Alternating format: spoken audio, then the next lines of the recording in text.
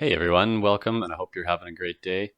In the recent Forged in Eternum episode 45, the New World devs have indeed confirmed that wards and banes, as well as some perks such as Resilient and Indestructible, will be gone. Ward perks will not remain in the game. Instead, they'll be replaced by new perks that provide different utility, including Health, a new perk that increases the player's max health by a value or percentage that so far is yet to be determined. Additionally, lesser performing perks that are underutilized will also be rebalanced to be more attractive choices. The devs also mentioned they'll be adjusting some of the currently overperforming perks as well, specifically calling out Attunement and that the cooldown might be increased on it slightly.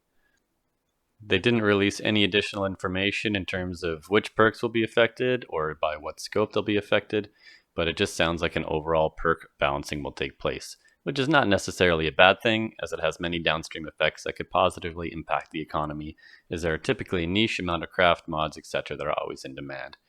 This should hopefully balance the demand for craft mods in general, so that we aren't all farming the same areas for the same items.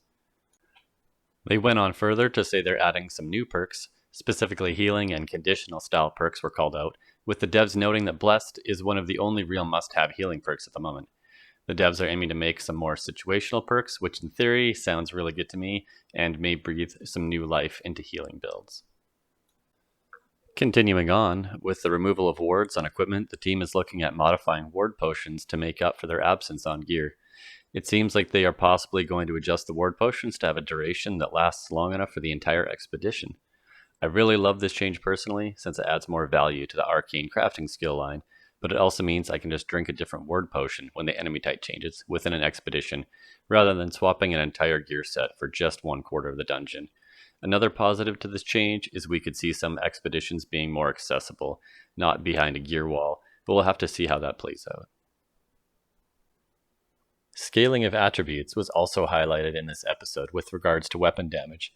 Currently, when you have a weapon whose damage scales up based on two different attributes, in some of these cases, the weighting of one attribute is more heavily favored than the other. For instance, increasing strength will raise weapon damage at a higher rate than when you raise the secondary attribute of dexterity, for example. Essentially, the devs are talking about making both of these attributes have the same weight, which could help with build diversity. And build diversity is always a good thing in MMO games, where players are always looking for new ways to make their character unique and to add to their theory crafting possibilities. The devs also discussed reducing the amount of perk mods required, so you don't have hundreds of them within your inventory or storage. They didn't really delve into any sort of detail in regards to how this will actually be handled, so I can't really expand on it for you right now. The piece of information that I felt really lacked details in this dev blog was how they are going to handle banes. They acknowledged early on within the video that they are removing banes along with wards, but they didn't really go into any detail about how the removal of banes will take place. If banes are just gone, then what does that mean for magic and ranged weapon users who just had these PvE perks buffed to make them more competitive in terms of DPS and expeditions? How are they going to rebalance this moving forward? That seems a bit odd to do to me with how recent of a change this was, and it seemed much needed, and this could potentially undo that balance. I'm hoping within the next couple of weeks they give us a bit more information on banes.